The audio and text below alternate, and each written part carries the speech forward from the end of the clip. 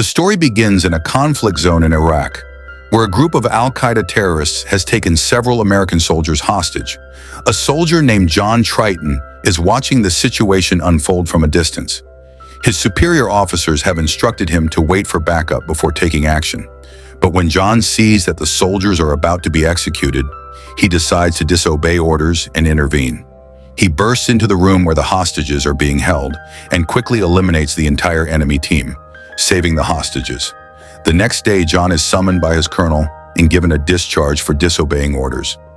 John tries to explain the situation, but the colonel thanks him for his service, praises him as one of the best, and sends him home. I'm a Marine, one of the best. Remember that. Deeply saddened, John returns to California, where his wife Kate is overjoyed to see him home safe after so long. Kate and John share an intimate moment together. Although Kate is eager to be with him, John finds it difficult to adjust to civilian life and starts working as a security guard to keep himself busy. I know this won't be easy for you, John. We'll get through this together. The next day, a ruthless criminal named Rome plans a robbery at a jewelry store. He enters the store where his partners, Morgan, Viscera, and Bennett, are already waiting. Rome pretends to look at the diamonds, but soon pulls out his weapon and forces everyone to the ground. He creates a distraction and takes a woman named Angela hostage. The diamonds are protected by bulletproof glass, so Rome forces the shopkeeper to open the door. Otherwise, he will kill Angela. I have children. As soon as the door opens, Rome hands Angela a weapon, revealing that they were both working together. They take all the diamonds and leave. When the shopkeeper realizes Rome's true identity, Rome immediately shoots him. As the criminals begin to flee, a police car arrives at the scene, causing Rome to become enraged and start firing at the officers with a machine gun, while Morgan shoots at their patrol car. They blow up the patrol car and escape in their own vehicle. Later, the police suspect that one of the store employees may be involved in the case, the same diamonds that were delivered just 24 hours earlier. What's so strange about that? Meanwhile, John starts a job as a security guard at a large company. He gets bored with the monotonous days, especially when his co-worker Joe spends his time goofing off and reading magazines. Joe tells him that if he does his job well, he'll get a promotion to management in 2 years. But John learns that Joe has been working as a security guard for the past 9 years, but hasn't received any promotion. How long have you been working there? 9 years. Why aren't you in management? Things change when they receive a call about a man causing a disturbance on the 12th floor, yelling at his ex-girlfriend and making a scene. John and Joe rush to the scene, and John is forced to drag the man down the stairs. When the man's bodyguards arrive, he taunts John, which starts a fight. John easily defeats the bodyguards and throws the man out of the building's window. Enraged, the man tells John that he will get him fired and leaves, because when you show up for work, you get fired. Unfortunately, John's actions cost him his job, and it turns out that this is his first and last day as a security guard. John and Joe stop for a while and talk. John admits that he only knows about the military, and he has difficulty adjusting to normal jobs like ordinary people. He tells Joe that being a Marine was everything to him.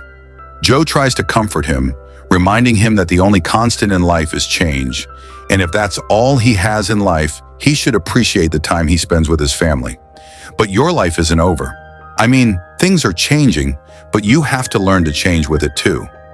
Meanwhile, Rome and Angela are back in their hotel room, where Angela expresses concern about the commotion they caused at the jewelry store. She says that killing all those people has put them in danger.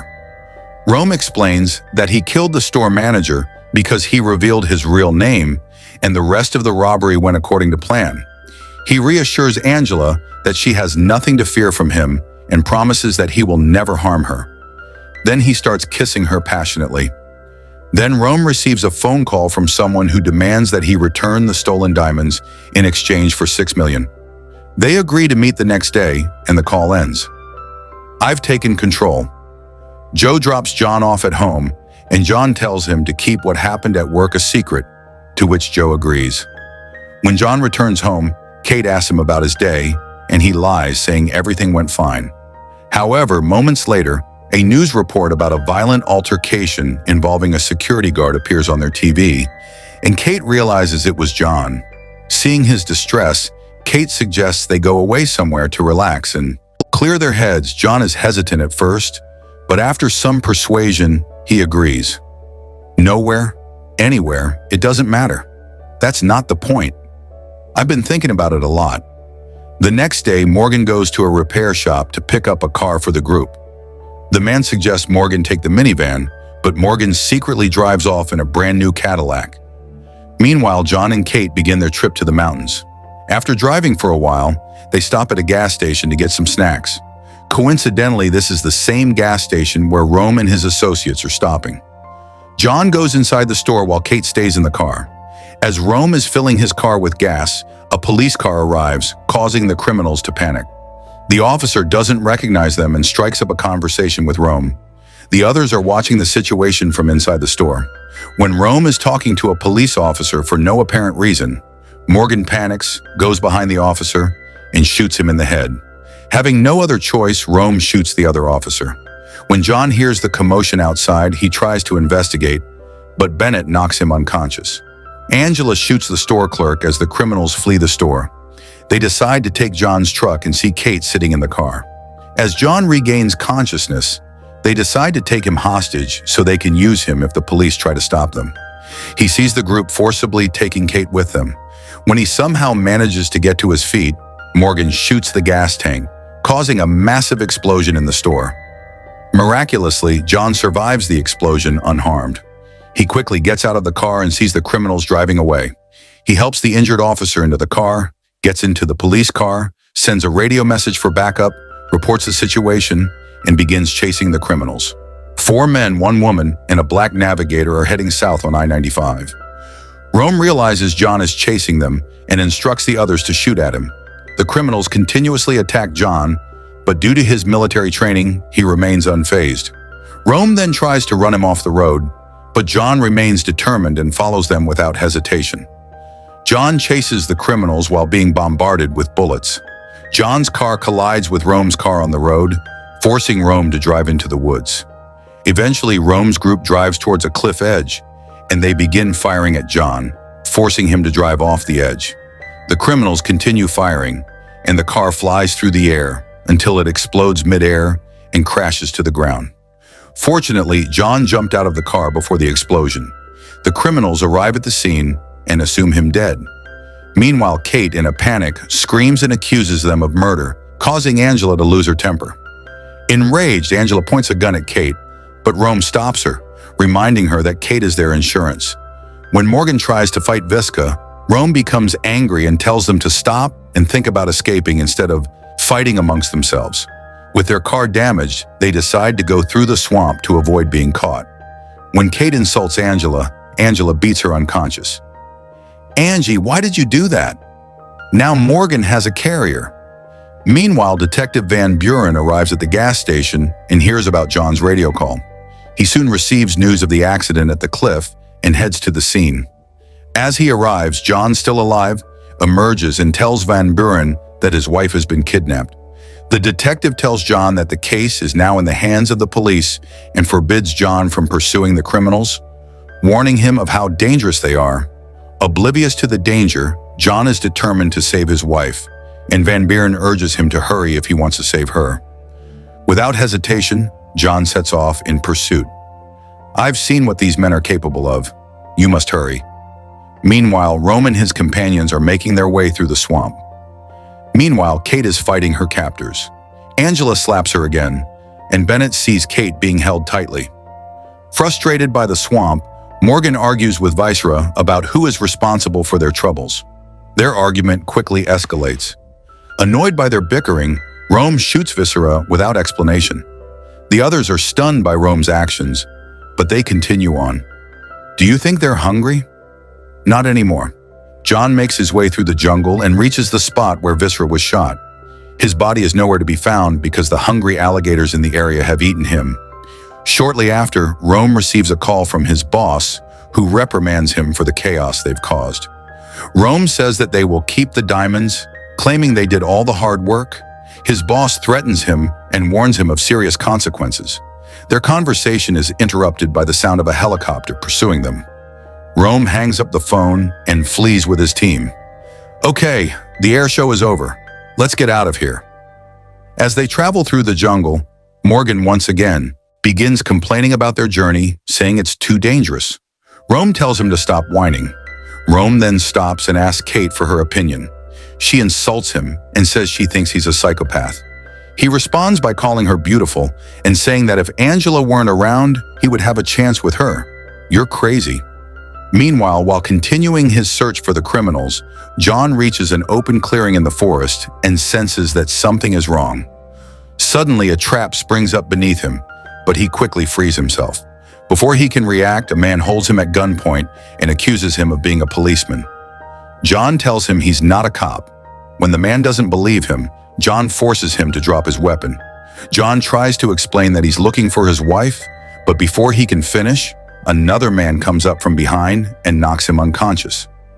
Elsewhere, the police get very close to the criminal's hiding place. Kate tries to scream, but Bennett covers her mouth, preventing her from making any sound. Later, John regains consciousness in a shed where he is being held captive by two men. They mistakenly believe he is a policeman who is going to arrest them for their illegal activities. Despite John's denial of being a police officer, they continue to torture him. I hear helicopters hovering around here. I caught you sneaking up behind us. Finally, John pretends to confess, claiming he is a police officer and that his partners are tracking him via GPS. This frightens the men, giving John an opportunity to overpower one of them. He quickly jumps up and breaks the chair he was tied to, freeing himself. He then knocks one man down and begins fighting the other. After a violent struggle, he manages to defeat the second man and escape. John finds himself back in the woods. However, he has forgotten Rome and his wife. Undeterred, he continues on and reaches a river where he sees Rome and his gang entering a secluded cabin with Kate. Inside, the criminals discover that the power is out. Rome orders Morgan to find a generator to power the place. What if there's a man standing there with a hockey mask and an axe? Morgan, terrified by the whole situation, refuses. He then recalls a childhood memory and recounts an embarrassing incident he was involved in. The group laughs at him. Eventually, Morgan agrees to look for the generator and goes outside. He finds the generator and starts it. John sneaks up behind him, and a fight ensues between the two. Morgan attacks John with a bottle, but John kills him with a knife. Afterward, Rome goes outside to make a phone call and tells one of his contacts to have a vehicle ready at the marina for their escape. He also mentions the need for a working boat. He then sends Bennett to start a boat that's stuck nearby and to check on Morgan since he's taking too long. As Bennett goes outside, John attacks him, leading to another brutal fight. Ultimately, John defeats and kills Bennett. He hides both Bennett and Morgan's bodies under the cabin. At the same time, Detective Van arrives at the scene. He tells John to let the police handle the rest of the case, but John refuses. Having no other option, Van gives John the freedom to handle things his own way. I have to do something, and I have to do it now. John turns off the power to create a distraction, giving Kate a chance to escape the cabin. However, Angela chases after her, and a fierce fight ensues between the two. Kate manages to subdue Angela, but Angela, using a weapon she has, recaptures her. John climbs through a window and enters the room where Rome is. As he moves to confront him, Detective Van arrives, forcing Rome to drop his weapon. Van demands the diamonds, and Rome, without hesitation, suggests that Van shoot John if he wants to claim the diamonds. To John's shock, Van points his gun at him. Give me back my diamonds. Hey, calm down, Mr. Vice President. At that moment, it is revealed that Van was secretly instructing Rome to return the stolen diamonds. However, Van hesitates for a moment, and this hesitation gives John an opportunity to act. He lunges at Van and uses him as a human shield, while Rome's men fire at them. In the ensuing chaos, Rome somehow manages to break free from the confrontation and reunites with Angela, who still has Kate captive. In an attempt to cover their escape, Rome shoots at a nearby fuel tank, causing the entire shack to explode. John narrowly escapes the explosion by jumping out of the window and into the river. As he emerges from the water, a Coast Guard officer attempts to arrest him. I'm John Triton. Shut up. John overpowers the officer, steals his boat and gun, and speeds off in pursuit of the criminals. Meanwhile, Rome, in desperation, steals Detective Van's car and makes his getaway. The police quickly located her, and she was forced to abandon the vehicle. Now on foot and out of options, Angela approaches a truck driver on the road and asks him for a ride. However, she kills him shortly afterward, and they continue their journey without hesitation. While on the boat, John hears news of the truck driver's murder on the radio. Various thoughts race through his mind. He recalls the conversation between Rome and his contact that he had overheard earlier. He suspects they are heading towards Rita's marina, so John follows them. Upon arriving at the marina, he sees Rome driving a truck and immediately jumps aboard. With determination, John grabs Angela by the neck and throws her out of the truck's windshield, killing her instantly and scattering the stolen diamonds on the ground. Trying to shake John off, Rome drives the truck into a row of shacks. Despite the violent impacts, John manages to hold on for a while, but eventually he falls out of the truck, which crashes into a building, causing a massive explosion. Realizing he can no longer drive the truck, Rome abandons it, leaving Kate handcuffed inside.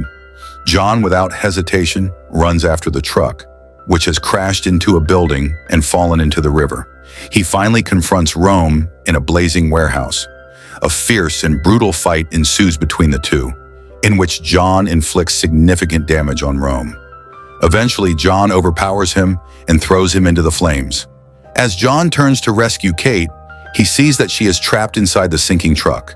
Without wasting a moment, John jumped into the water, pulled her out, and performed CPR. After several attempts, Kate began breathing again. Slowly but surely, just when they think they are safe, the badly burned Rome reappears and attempts to strangle John with a chain. John fights back, snatches the chain, and uses it to cut Rome's throat, killing him. With the danger gone, John and Kate embrace lovingly, and their lips meet in a kiss. As the police arrive on the scene, feeling relief and exhaustion, John says they should have gone to the beach instead. The two laugh together, grateful for the peace they have finally found.